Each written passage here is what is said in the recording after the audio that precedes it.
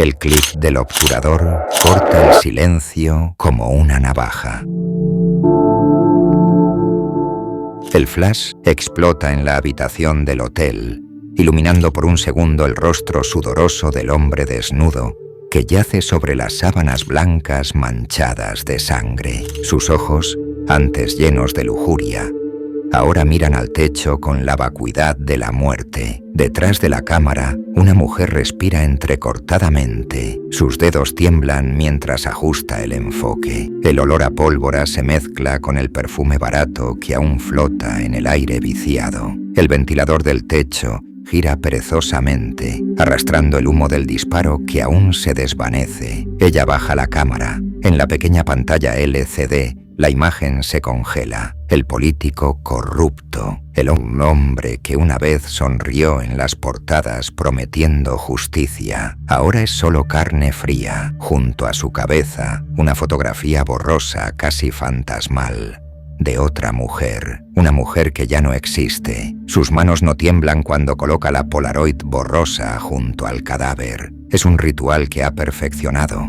El retrato emerge lentamente, como un espectro materializándose, con colores desvanecidos y formas difusas que apenas sugieren un rostro femenino. El teléfono del muerto vibra sobre la mesa de noche. Amor, dice el mensaje que se asoma en la pantalla. Ella sonríe con amargura. Amor, una palabra que perdió todo significado hace 3 años, cuando el sistema decidió que su vida no valía la pena proteger. Recoge sus cosas con la precisión de una profesional. La cámara en su funda, las Polaroids en su bolso, la pistola silenciada de vuelta a su escondite en el maletín. En el espejo del baño se ve por un momento cabello castaño recogido, vestido negro elegante, labios rojos como la sangre que acababa de derramar. Antes de irse, toma una última fotografía, esta vez con el timer automático. Se sitúa junto al cadáver,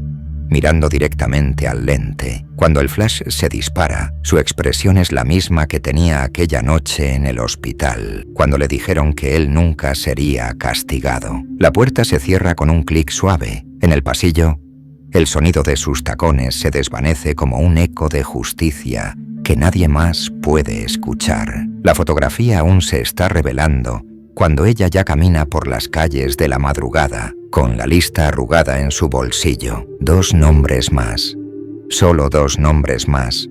Y tal vez entonces, 3 años atrás, Elena Morales era simplemente otra fotógrafa de bodas en Ciudad de México. Sus manos, las mismas que ahora empuñaban armas, capturaban sonrisas genuinas y besos eternos. El estudio que compartía con su hermana menor, Sofía, olía siempre a revelador químico y café recién hecho. Las paredes estaban cubiertas de retratos, niños riéndose, parejas abrazándose, familias completas que guardaban sus momentos más preciados en papel fotográfico. Los domingos, cuando el estudio cerraba, Elena y Sofía caminaban por Coyoacán, cámara en mano, buscando luz perfecta entre las calles empedradas. Sofía tenía 24 años y acababa de terminar su carrera en psicología. Sus ojos brillaban cuando hablaba de ayudar a mujeres víctimas de violencia doméstica. Cada foto que tomas conserva un momento de felicidad, le decía a Elena. Yo quiero conservar vidas completas. Elena recordaba el sabor del chocolate caliente que compartían en el café de la esquina, el sonido de la risa de Sofía cuando descubría un graffiti peculiar, el olor a humedad y flores que impregnaba las tardes de lluvia en la ciudad. Eran rutinas simples, pero perfectas. Elena ganaba lo suficiente para mantener el estudio y ayudar a su hermana con los gastos de la universidad. La vida tenía el ritmo pausado de una película en cámara lenta. Entonces llegó Rodrigo Mendoza a sus vidas. Sofía lo conoció en una conferencia sobre derechos humanos. Él era abogado, especializado en casos de violencia de género, guapo, elocuente, comprometido con las causas sociales. Elena fotografió su primera cita, Sofía radiante en un vestido amarillo, él con una sonrisa que parecía sincera. Durante 6 meses, fueron la pareja perfecta. Elena incluso comenzó a planear la boda de su hermana, pero las sonrisas en las fotos comenzaron a cambiar. Sofía llegaba al estudio con maquillaje extra, explicando golpes como caídas tontas o torpezas mías. Los moretones en sus brazos aparecían y desaparecían como estaciones del año. Elena insistía, preguntaba, suplicaba. «Es solo estrés», decía Sofía. Rodrigo está atravesando un momento difícil en el trabajo. La última fotografía que Elena tomó de su hermana fue accidental. Un selfie rápido en el espejo del baño del estudio. Sofía tenía el labio partido y un ojo hinchado que el corrector no había logrado ocultar completamente. Cuando Elena la confrontó, Sofía lloró por primera vez en meses. «Voy a dejarlo», susurró. «Esta noche voy a terminar con todo». Elena nunca reveló esa fotografía. Nunca tuvo la oportunidad. La llamada llegó a las 3:47 de la madrugada del martes 15 de octubre. La voz del paramédico era profesionalmente fría. «Lamentamos informarle que Sofía Morales ha fallecido. Fue encontrada en su departamento. Aparenta ser un suicidio». ¿Y ustedes? ¿Alguna vez han sentido cómo se desploma un mundo entero en una sola frase? ¿Han experimentado ese momento en que la realidad se quiebra como un cristal y cada fragmento corta más profundo que el anterior? Elena supo inmediatamente que era mentira. Sofía jamás se habría suicidado, jamás habría saltado de su balcón del 5º piso. Pero cuando llegó a la escena, cuando vio el cuerpo roto de su hermana sobre el pavimento, cuando escuchó a los policías hablar de depresión y problemas sentimentales, comprendió que estaba sola contra un sistema diseñado para proteger a los culpables. Rodrigo Mendoza había llegado al lugar antes que ella. Lloraba desconsoladamente, representando el papel del novio devastado. Los oficiales lo consolaban. «Estas cosas pasan», le decía un detective. «A veces las mujeres no piden ayuda a tiempo». Elena sacó su cámara y fotografió todo. Las lágrimas falsas de Rodrigo, la indiferencia de los policías, el cuerpo de su hermana cubierto por una sábana blanca. El flash se disparaba una y otra vez, conservando la injusticia para la posteridad.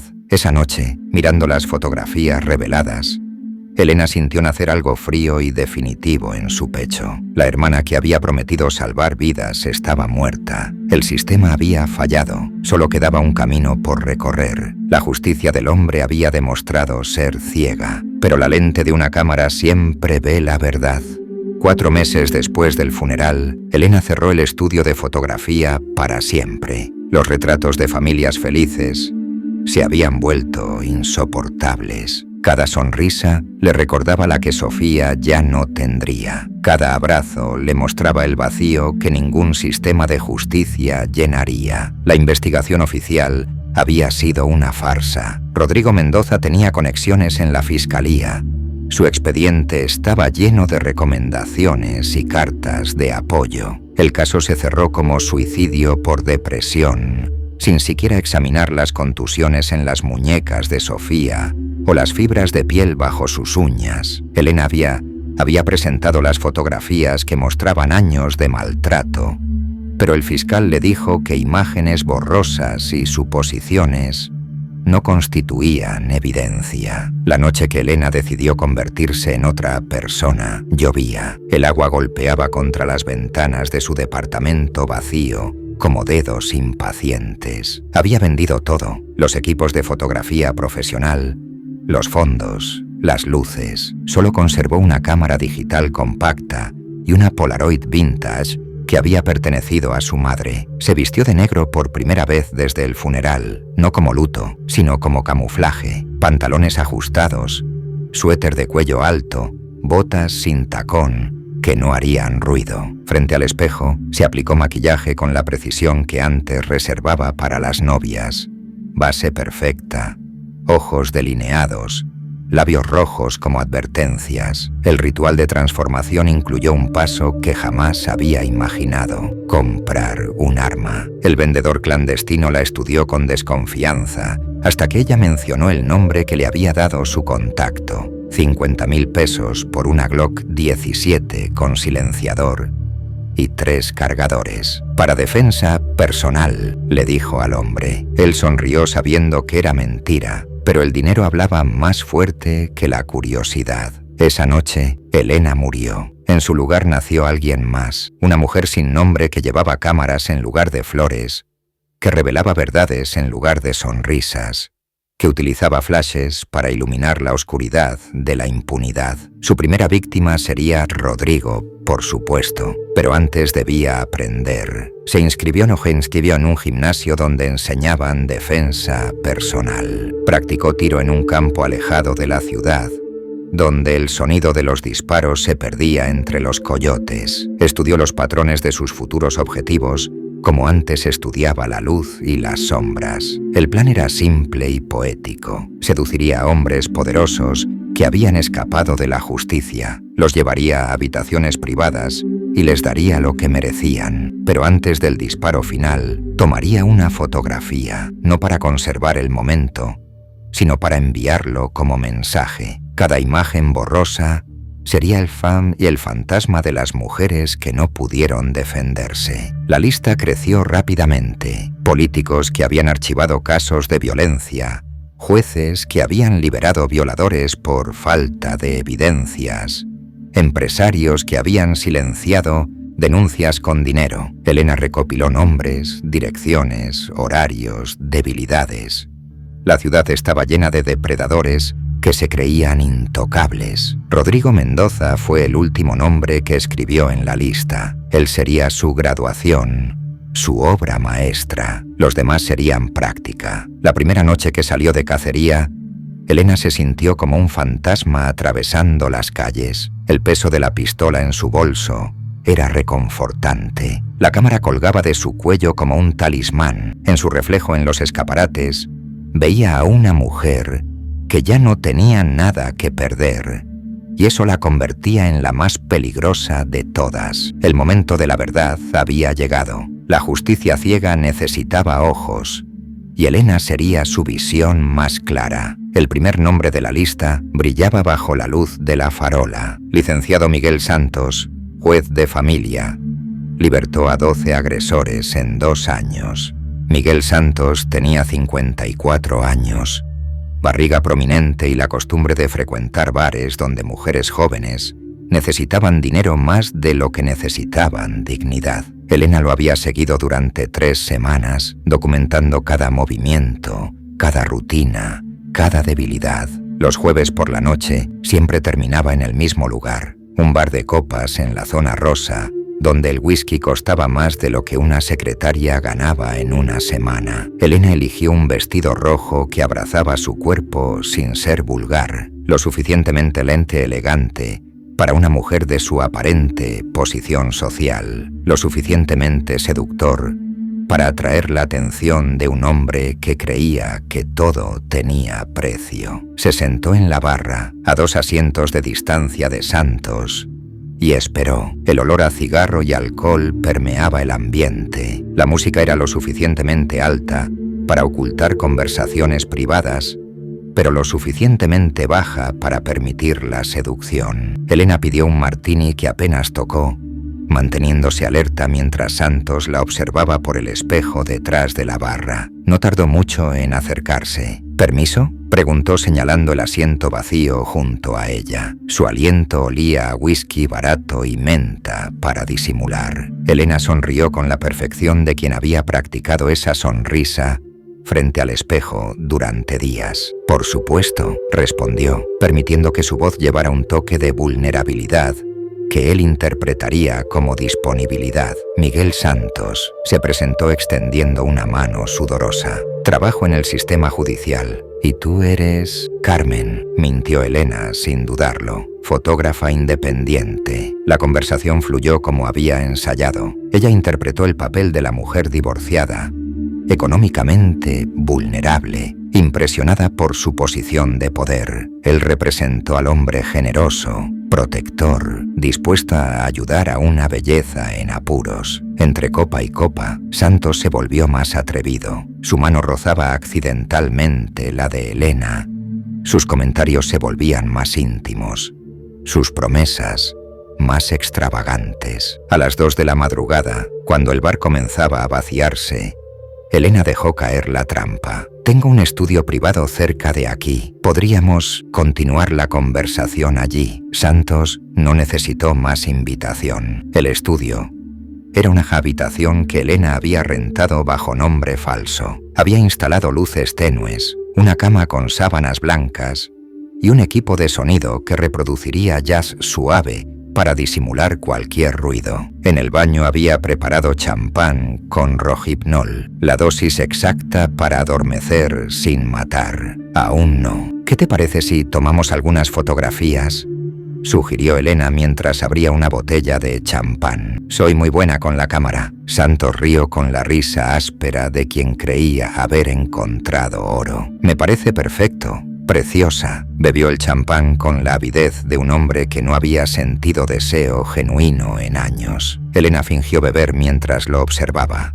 20 minutos después, sus movimientos se volvieron lentos, su habla arrastrada. «Me siento raro», murmuró. «Es normal», le susurró Elena al oído. «Solo relájate». Cuando Santos se desplomó sobre la cama, Elena comenzó el ritual. Primero, lo desnudó completamente. Después, colocó las luces para crear las sombras dramáticas que había planificado. La cámara digital capturaría la evidencia. La Polaroid crearía el mensaje. Despertó 2 horas después, atado a la cama con esposas que Elena había comprado en una tienda de artículos para adultos. Su confusión se transformó en pánico cuando vio a Elena de pie junto a la ventana, completamente vestida, apuntándole con la pistola silenciada. ¿Qué está pasando?», balbuceó. Elena no respondió inmediatamente. En su lugar levantó una fotografía borrosa, desenfocada, donde apenas se distinguía el rostro de una mujer joven. «¿La reconoces?», preguntó finalmente. Santos entrecerró los ojos, pero negó con la cabeza. «Marcela Ruiz, 18 años. Su esposo la golpeó hasta ponerla en coma. Cuando despertó, decidió denunciarlo. ¿Sabes qué pasó después?». Santos comenzó a recordar. El sudor le brotaba de cada poro. «Tú decidiste que no había suficientes pruebas, que ella se había caído por las escaleras, que los testigos no eran confiables. Liberaste al agresor ese mismo día. Yo solo sigo la ley». Marcela se suicidó 3 días después. Se ahorcó con la misma corbata que su esposo usaba para estrangularla. Elena levantó la cámara digital y disparó el flash. Santos gritó, pero el sonido se perdió en las paredes insonorizadas que Elena había instalado cuidadosamente. «Esta fotografía va a llegar a todos los medios mañana por la mañana», le explicó Elena con voz calmada, junto con una lista completa de todos los casos que archivaste. Pero antes, levantó la Polaroid y ajustó el enfoque para que la imagen saliera deliberadamente borrosa. «Esta es para Marcela». El disparo fue preciso. Santos murió instantáneamente, con una expresión de sorpresa que la muerte congeló para siempre. Elena colocó la fotografía borrosa junto a su cabeza, como había tratado tantas veces. Antes de marcharse, tomó la última foto. Ella misma junto al cadáver, mirando directamente a la cámara con una expresión serena. El timer se activó, el flash se disparó y Elena desapareció en la noche como un fantasma vengador. Al día siguiente, los medios estallaron. «Juez encontrado muerto en situación comprometedora». Fotografías revelan patrón de corrupción. La justicia tiene nuevos ojos. Elena leyó los titulares desde un café en el centro de la ciudad, saboreando cada palabra como el mejor de los desayunos. En su bolso llevaba la lista con 11 nombres más. La cacería había comenzado oficialmente. En los siguientes 6 meses, la ciudad cambió. Los medios hablaban del fotógrafo fantasma, un justiciero que dejaba retratos borrosos junto a hombres poderosos muertos. Cada asesinato era más elaborado que el anterior, cada fotografía más perturbadora, cada mensaje más claro. El segundo fue un empresario textil que había silenciado denuncias de acoso sexual, pagando a las víctimas y amenazando a sus familias. Elena lo sedujo en una cena de gala, Lo llevó a su habitación de hotel y lo fotografió mientras moría lentamente por el veneno que había mezclado en su copa de coñac. La imagen borrosa que dejó junto al cadáver mostraba vagamente el rostro de Ana Beltrán, la costurera de 19 años que se había suicidado después de que él la violara en su oficina. El tercero fue un fiscal que había archivado casos de feminicidio a cambio de sobornos. Elena lo esperó en el estacionamiento subterráneo de su edificio, lo noqueó con un taser y lo llevó a un almacén abandonado, donde había montado un estudio fotográfico improvisado. Lo despertó atado a una silla frente a un espejo. «Quiero que veas tu verdadero rostro antes de morir», le dijo antes de tomar la última fotografía que sus ojos verían. La Polaroid borrosa mostraba a 3 mujeres, las hermanas Contreras, asesinadas por su padrastro, cuyo caso él había enterrado por 100.000 pesos. Con cada muerte, la leyenda crecía. Los criminales comenzaron a contratar guardaespaldas, los políticos cancelaron eventos públicos, los jueces pidieron protección policial, pero Elena siempre encontraba la forma. Era como una sombra que se deslizaba entre los rayos de sol, invisible hasta el momento del flash final. La policía creó un grupo especial para cazarla. El detective Roberto Herrera, un hombre honesto en un sistema corrupto,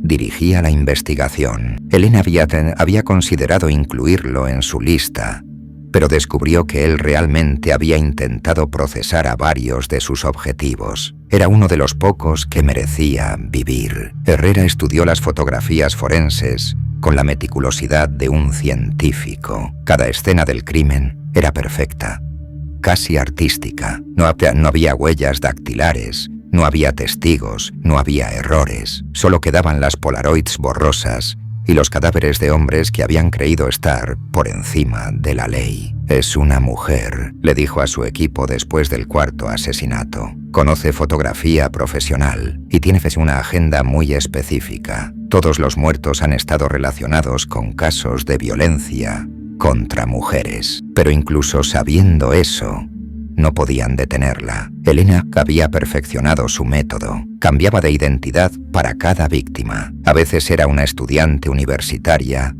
otras una empresaria exitosa, ocasionalmente una periodista investigando un caso. Siempre llevaba pelucas, lentes de contacto de colores diferentes, maquillaje que alteraba la forma de su rostro.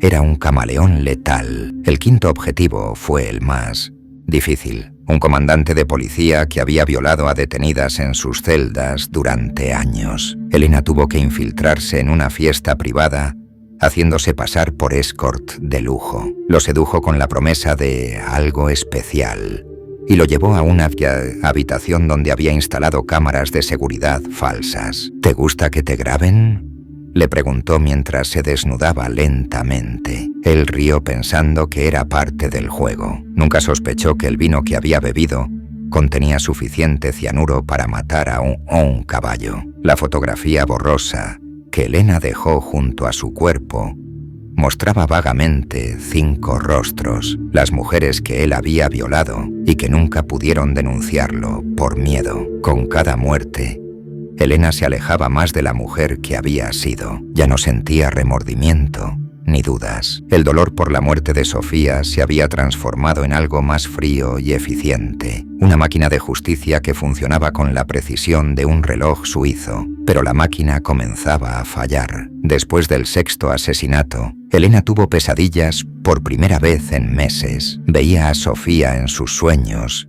pero no como la recordaba en vida. La veía como la encontró esa noche, rota, ensangrentada, con los ojos vacíos. «¿Es esto lo que querías?», le preguntaba Sofía en los sueños. «¿Convertirte en lo que nos destruyó?». Elena despertaba empapada en sudor, con el sabor de la muerte en la boca. Se levantaba, se duchaba, se maquillaba y seguía con su misión, porque parar significaría que Sofía había muerto en vano, y eso era algo que nunca podría permitir. La lista se acortaba, pero los nombres restantes eran los más peligrosos. Políticos con conexiones internacionales, narcotraficantes que compraban jueces como quien compra periódicos, empresarios que movían hilos desde las sombras. y al final de la lista, escrito con tinta roja, estaba el nombre que lo había comenzado todo, Rodrigo Mendoza. Pero antes de llegar a él, Elena tendría que enfrentar su mayor desafío. El detective Herrera se estaba acercando peligrosamente a la verdad. Y había algo más, algo que Elena no había previsto. Alguien más había comenzado a seguirla.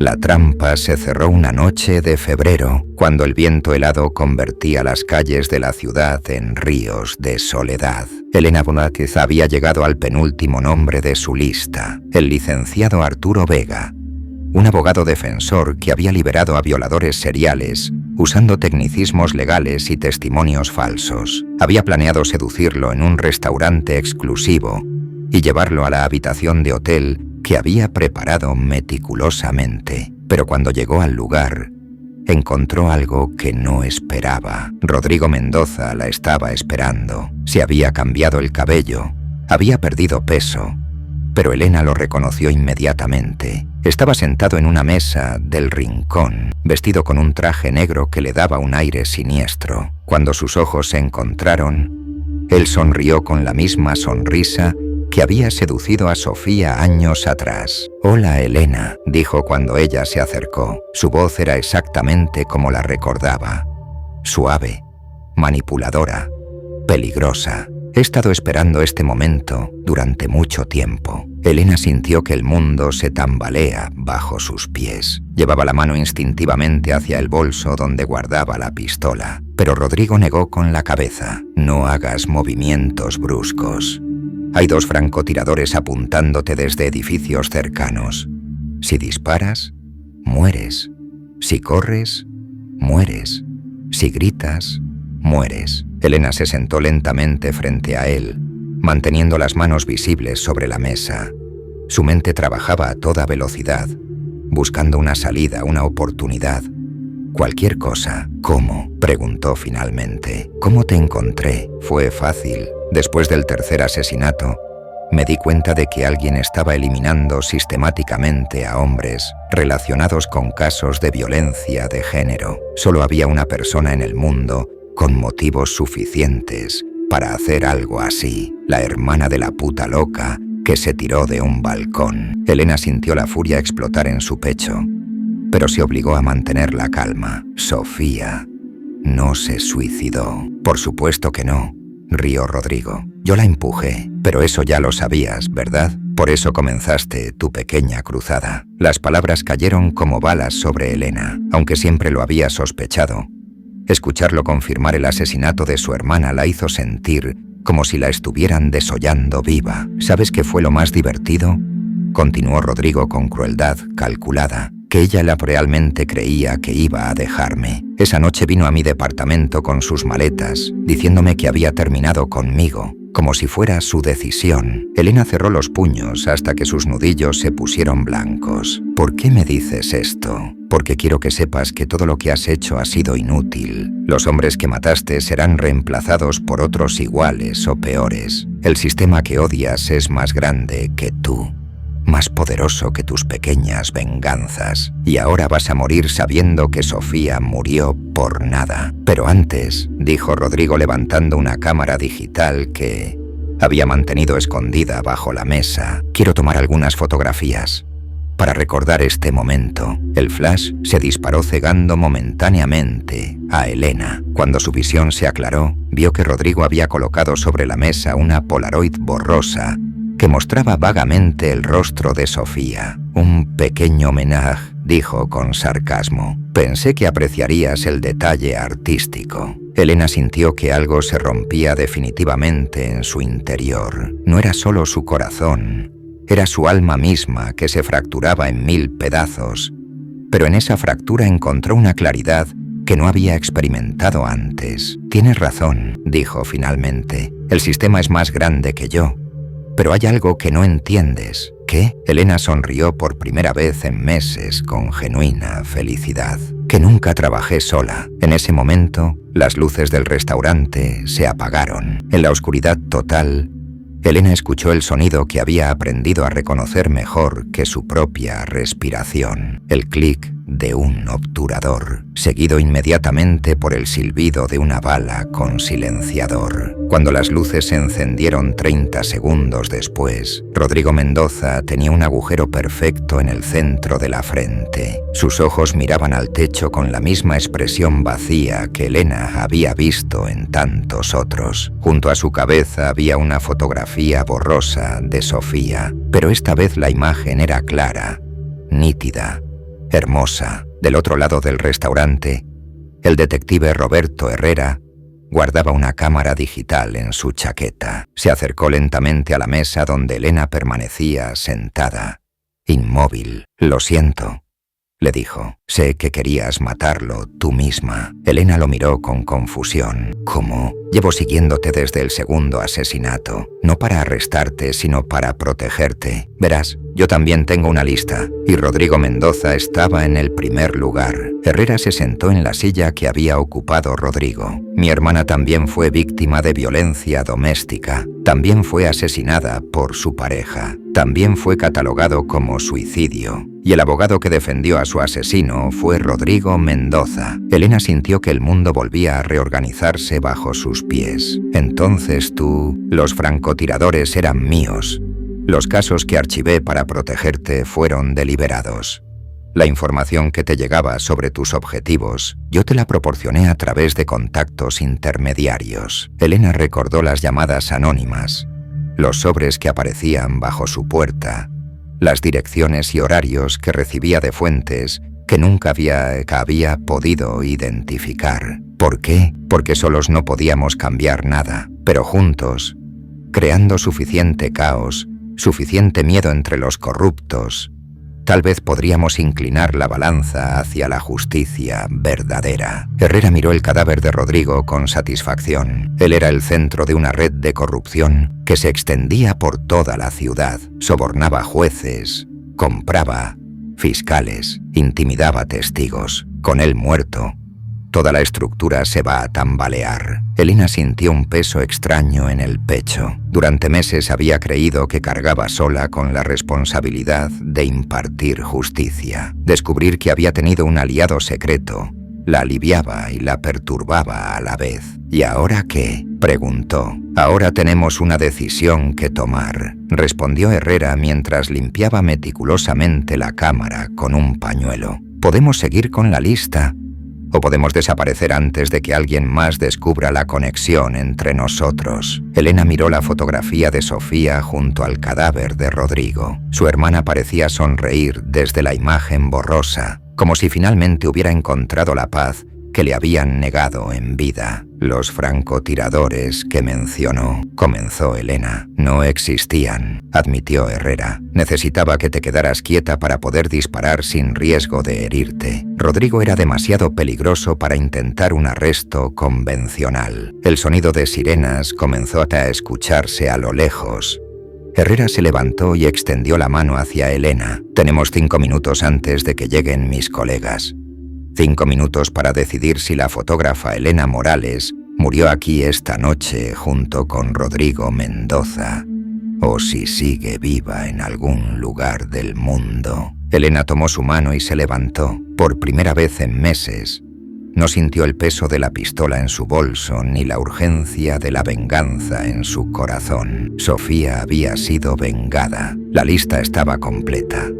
Pero mientras caminaban hacia la salida trasera del restaurante, Elena escuchó la voz de una camarera hablando por teléfono. «Sí, mamá, ya sé que es peligroso trabajar hasta tan tarde, pero necesito el dinero para pagar al abogado. Mi ex me amenazó de nuevo y la policía dice que no pueden hacer nada sin pruebas». Elena se detuvo en seco. Herrera la miró con comprensión. «La lista nunca termina, ¿verdad?», murmuró Elena. «Nunca», confirmó Herrera. «Pero tal vez ya no tengamos que cargar solos con el peso». Las sirenas se acercaban. En la distancia, Elena podía ver las luces rojas y azules cortando la oscuridad de la noche. Tenía segundos para decidir entre una vida normal en las sombras o continuar siendo la sombra que protegía a quienes no podían protegerse solos. Miró una última vez la fotografía de Sofía junto al cadáver de Rodrigo. Después, Guardó su cámara en el bolso y siguió a Herrera hacia la puerta trasera. La decisión estaba tomada.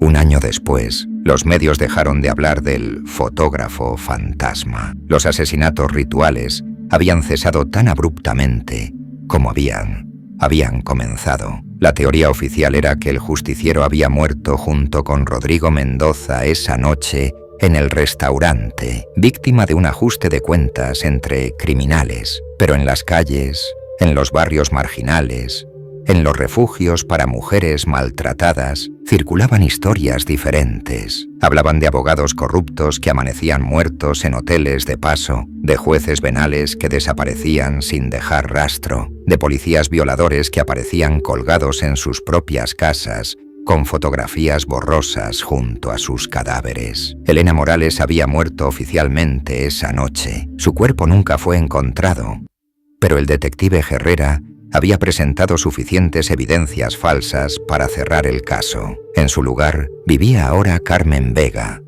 una trabajadora social que ayudaba a mujeres víctimas de violencia doméstica en una ONG del centro de la ciudad. Su oficina era pequeña y modesta. Las paredes estaban decoradas con fotografías de mujeres sonrientes, víctimas que habían logrado escapar de sus agresores, madres que habían recuperado la custodia de sus hijos, adolescentes que habían denunciado a sus abusadores. Cada rostro representaba una historia de supervivencia, una victoria pequeña pero significativa contra la injusticia. Pero en su escritorio, discretamente oculta entre los expedientes legales, Elena guardaba una lista nueva, nombres que sus clientas le susurraban entre lágrimas, esposos violentos que habían sobornado a jueces, patrones que abusaban de empleadas sabiendo que nadie las defendería, funcionarios que archivaban denuncias a cambio de dinero. Los fines de semana, Carmen Vega desaparecía. En su lugar, una mujer sin nombre recorría la ciudad con una cámara colgando del cuello y una pistola en el bolso. A veces actuaba sola, otras veces recibía apoyo del detective Herrera, quien ahora dirigía una unidad especializada en crímenes contra mujeres y había limpiado discretamente su departamento de elementos corruptos. La metodología había evolucionado. Ya no se trataba solo de venganza personal, se había convertido en un sistema. Las víctimas llegaban a la ONG buscando ayuda legal, pero encontraban algo más: justicia verdadera. Elena documentaba cada caso, recopilaba evidencias, identificaba patrones. Cuando el sistema legal fallaba, cuando los agresores quedaban libres por tecnicismos o corrupción, la lista se actualizaba. Los métodos también habían cambiado. Ya no siempre era necesario matar. A veces bastaba una fotografía comprometedora enviada a los medios correctos o evidencia anónima que llegaba a fiscales honestos. La muerte se reservaba para los casos más extremos, para aquellos que representaban un peligro constante para múltiples víctimas. Pero la esencia permanecía intacta. Cada acto de justicia iba acompañado de una fotografía borrosa, un recordatorio de la víctima que el sistema había fallado en proteger. Una tarde de octubre, exactamente 3 años después de la muerte de Sofía, Elena recibió una visita inesperada. Una joven de no más de 20 años entró a su oficina con un ojo morado y marcas de dedos en el cuello. «¿Señora Carmen?», preguntó con voz temblorosa. «Me dijeron que usted ayuda a mujeres como yo». «Por supuesto», respondió Elena invitándola a sentarse. «¿Cómo te llamas?» «Lucía». «Lucía Herrera». Elena sintió un vuelco en el estómago. «¿Herrera? ¿Estás relacionada con el detective Roberto Herrera?» La joven asintió con lágrimas en los ojos. «Es mi tío, pero él no sabe nada de esto. Mi novio me dijo que si lo involucro, me matará». «Y yo le creo». Elena estudió las marcas en el cuello de Lucía. Eran recientes, probablemente de la noche anterior. El patrón indicaba estrangulamiento manual, un escalón peligroso en la violencia doméstica que frecuentemente precedía al asesinato. «Cuéntame todo», dijo Elena mientras discretamente activaba una grabadora digital. Desde el principio, la historia era dolorosamente familiar. Un novio encantador que se había transformado en un monstruo controlador, amenazas que habían escalado hasta la violencia física, aislamiento de familia y amigos, promesas de cambio que nunca se cumplían. Su nombre es Darío Molina, susurró Lucía. Es hijo del senador Molina, por eso nadie quiere ayudarme. Tienen miedo. Elena conocía ese nombre. El senador Molina había bloqueado múltiples iniciativas de ley contra la violencia de género. Había argumentado públicamente que las mujeres exageraban sus denuncias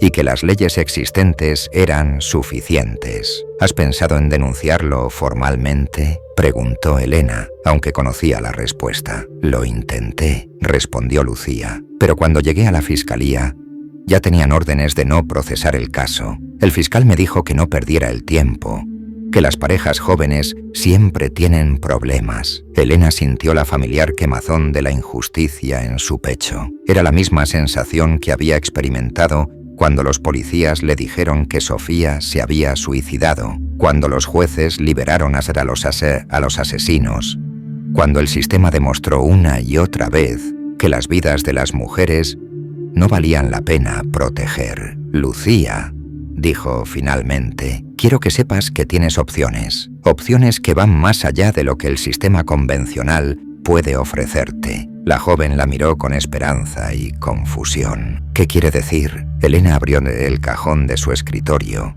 y sacó una cámara Polaroid vintage, la misma que había pertenecido a su madre, la misma que había usado para dejar mensajes junto a cada cadáver. Quiero decir que la justicia no siempre llega a través de tribunales y sentencias, explicó Elena mientras cargaba el cartucho de película. A veces llega a través de otros medios. Elena levantó la cámara y apuntó hacia Lucía. ¿Me permites tomar una fotografía?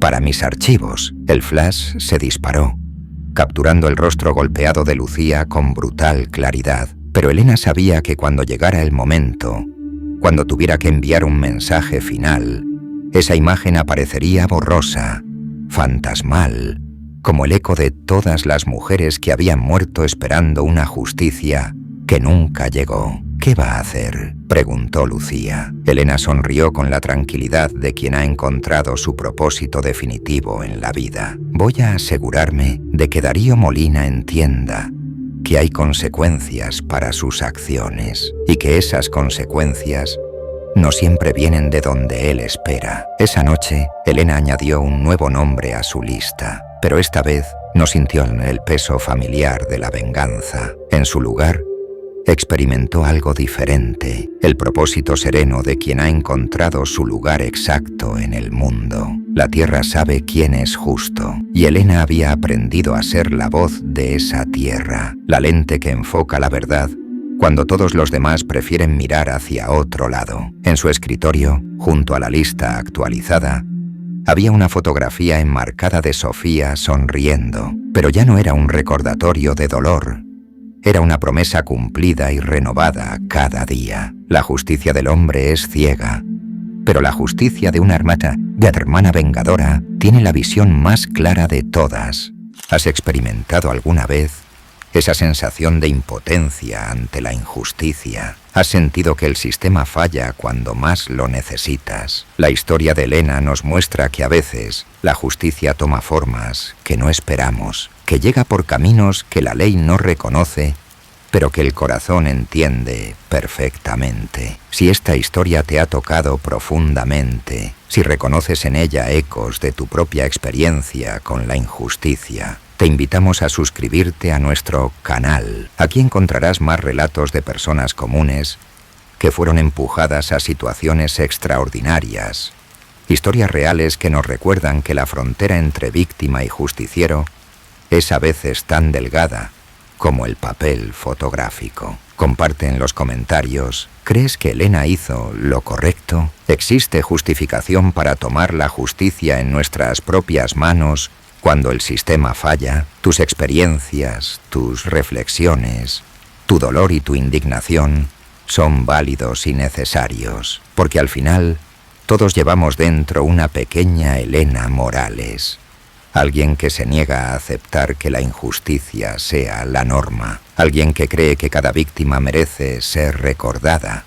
Alguien que entiende que a veces la única forma de honrar a los muertos es asegurarse de que su muerte signifique algo. Suscríbete, comparte, comenta y recuerda. La justicia verdadera no siempre lleva toga y martillo. A veces lleva una cámara y la determinación inquebrantable de una mujer que se niega a olvidar.